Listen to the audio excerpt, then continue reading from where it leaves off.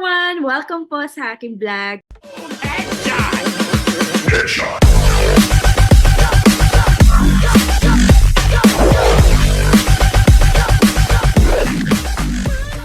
Ayan, ako naman po ang mag-share po sa inyo and disclaimer lang po, lahat po ng ikukwento ko, lahat ng isi-share ko po, base lang po sa experience ko nung ako po ay nag-travel. And nag-start po ako mag-travel international, nag-start po siya 2014, parang yearly po, meron po kaming group travel. So, grupo po kami, 2014, 15, 16, 17, and na-stop lang siya nung nabuntis ako in pandemic time, and nag-start kami ulit mag-travel 2023, 2024. So ngayon, iba't ibang encounter, iba't ibang experience, and hindi same eh. Even traveler ka, sabi nila pag traveler ka, wala na masyadong tanong. Pero sa case ko po, baliktad. Unang travel ko po, wala po ako masyadong tanong. Ang tanong lang po sa akin, saan pupunta, kailan ang balik, and sinong mga kasama. So, pasok na. No, and second travel, wala din masyado. Third travel, and ngayon lang, 2023, June 2023, dun lang po, medyo madami na pong tanong. Hindi ko lang po alam kung ngayon po ay nag-strict lang talaga sila, no, or talagang madami ng tanong. So, sa akin po, sa experience ko po, ayan, so, dapat po talaga be confident. Unang-una talaga kailangan confident ka. Even first timer. Kasi alam mo naman, wala ka namang gagawing iba sa ibang bansa. At alam mo naman na babalik ka. So, be confident lang sa pagsagot. And, ito yung mga tip ko na kailangan po nating i-prepare. Number 1, ayan, so, yung travel tax. And then, fill up ka na ng e-travel. Ayan, sa online po yan. Ako, sa airport na ako nag-fill up.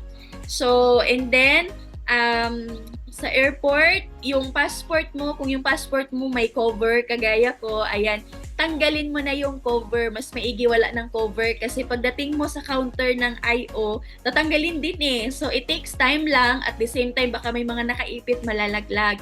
So, tanggalin mo na. And then, wag mo nang ilagay sa envelope. Kasi marami pong naglalagay sa envelope. So, ano lang, passport lang, tapos yung ticket mo, iipit mo lang yung ticket mo doon sa passport mo. And then, habang nakapila sa IO, ayan, so wag ka nang mag-cellphone hanggat maaari. Kasi, napapansin din ng IO, no, kahit malayo pa tayo, pero ano yan sila eh, talagang na-train yan sila, nag-o-observe na. So, red flag sa kanila pag panay cellphone ka kasi iniisip nila baka meron nagbibigay sa'yo ng instruction or merong kumukontak sa'yo. So, ako po, yung cellphone ko, nilalagay ko na lang sa bag, no, para hindi ka matitempt na mag-picture kasi bawal din eh. So, nilalagay sa bag, ang hawak ko lang po talaga is yung passport, yung ticket na nakaipit doon, at then yung personal bag. And then, wait for your turn. So, ngayon, pag turn mo na, lalapit ka na sa IO or sa immigration officer. Ayan, so ako po ginagawa ko po bumabate, good morning sir, good evening sir, or ma'am, no? Pero don't expect na sila po ay ngingiti sa'yo kasi talagang nakaprepare sila sa ganun. Iwan ko kung sa akin lang pero napapansin ko hindi talaga sila ngumingiti, no? So, kinukuha yung passport, so passport and ticket. So, ang usually na tanong, lalo na kung first time, even hindi first time, ito talaga laging tanong eh, saan ang punta? No, so ganun talaga yung boses na saan ang punta? Kailan ang balik? Sinong mga kasama? So, ganun sila kaseryoso. So, isang tanong, isang sagot. Kaya dapat alam mo na saan ka pupunta, kailan ang balik mo, sinong kasama mo. And then, may mga follow-up questions sila, no? So, ang iba, follow-up question, ano ang mga pupuntahan or ano yung mga papasyalan. So, dapat meron kang itinerary. So, sa amin po, sa case po namin, every time na nagta-travel kami, DIY. So, ibig sabihin kami po ang nagpiprepare.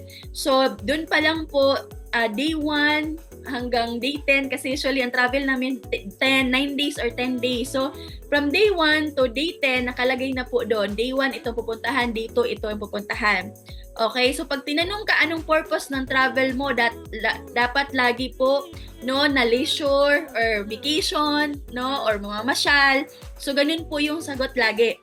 Sa case ko po, no, so akala ko hindi na ako tatanungin kasi alam mo yun, medyo kampante ka na ba? Kasi nagta-travel ka naman, nakikita naman nila doon. Pero last travel ko, ayan, so group of 7 kami. Meron kaming dalawa doon na kasama na first time nilang mag-travel. So yung 5, kami pong 5, nung kasama ko is pabalik-balik na. So yung dalawang kasama namin, first time po nila, and then tinuro po, nagkataon po na ako yung pinakahuli na. So tinuro po ako na kasama nila. So bilang first time sila, so ako po yung daming tanong. No? So yung IO nila lumapit sa counter ko, and then nagtanong din sa akin, bini-verify nila kung talagang kasama ko sila. So ito po yung tip ko, kung kayo po ay family, kayo po ay grupo na magta-travel, maganda po meron kayong picture na nakasave sa cellphone mo, or meron ka ng picture na kung ikaw ay nagpi-Facebook na i-post mo doon, and then hindi lang dyan natapos, ayan, so tinatanong din sa akin kung magkano yung pera na dala or magkano yung baon. So ako po, ang sabi ko lang po, ATM lang. So doon na ako magpapalit pagdating ng Hong Kong. So tinanong sa akin kung online banking ba, kasi pag online banking may possibility na i-check nila kung magkano ang laman. So nagkataon po na hindi po ako naka-online banking, so sabi ko po hindi. So hindi na po chinek. Kinabahan ako that time kasi kabado ako kasi may first time akong kasama. Ayaw kong magta-travel kami na may maiwan. And praise God kasi lahat po kami ay nakapag-travel po that time. So yun, kailangan nakaprepare yung ticket, return ticket, saan ang punta, ilan kayo, kilala mo yung kasama mo, may picture na kayo together, and then yung itinerary, importante yun, yung hotel accommodation, and then yun, at syempre, prayer. Prayer talaga na magiging smooth. Prayer po na mataon din sa mabait na IO, diba? Para lahat po talaga is makasama sa travel. So, congratulations sa lahat po na magta-travel. And I hope na itong video na to is makatulong sa'yo, kagaya kung paano po ako natulungan ng mga videos po na napanood ko po before. And if you like my video, please like and subscribe para makagawa pa po tayo ng mga more videos po soon. God bless everyone!